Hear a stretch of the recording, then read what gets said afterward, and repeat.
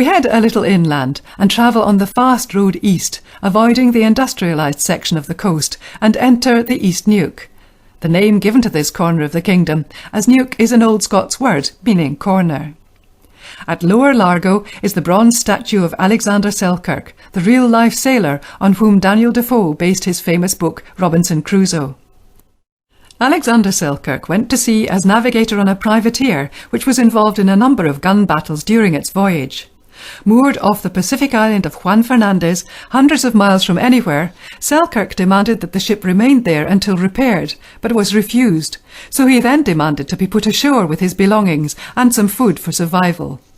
It was a good decision, for shortly after they sailed, the privateer sank and the 8 survivors were captured by the Spanish and held prisoner for 7 years. Selkirk was marooned on the island, living in complete solitude for 4 years and 4 months. When rescued by the ship's Duke and Duchess, he astounded the captain, whose men were in a bad way with scurvy and badly needed food and vegetables, by outrunning the ship's bulldog to catch a goat. Shortly after his rescue, he was given command of a ship with a crew of 100 and was involved in daring raids along the coastline of South America. He returned home to Largo with his share of the booty, amounting to some £800. On his return, everyone in the village was surprised, to say the least, including his mother, for they all thought he was long dead. He was restless and soon left home again, this time running off to London with a 16-year-old girl whom he met as she milked a cow. About a year later he was back at sea as a naval lieutenant. In 1719 he was aboard the HMS Enterprise in Lochalsh in the Highlands, as his flotilla of 3 frigates attacked Eilendonan Castle, which was being occupied by a force of Jacobites and Spaniards during another uprising. The castle was blown apart, and a resulting land battle at Glen Shiel ended in defeat for the Jacobite army, who retreated over one of the high Kintail mountains, now known as Sgurn an Spainchach, the peak of the Spaniards. Later Selkirk pops up in Plymouth and marries a widowed publican before heading for sea once again. This time he contracted a fever, died and was buried somewhere off the coast of West Africa.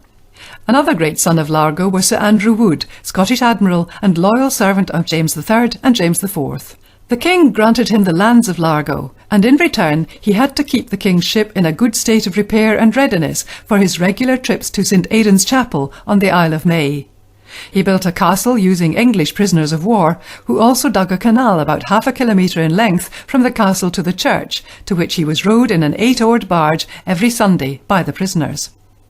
Sir Andrew died in 1539 and is buried under the aisle of the church. Leaving the lower and upon entering Upper Largo, you pass the ruin of Largo House, dating from 1750, a long lamented case of decay and neglect. The house was last lived in during the war by Polish refugees and damaged by fire. It was de-roofed and has been left to rot.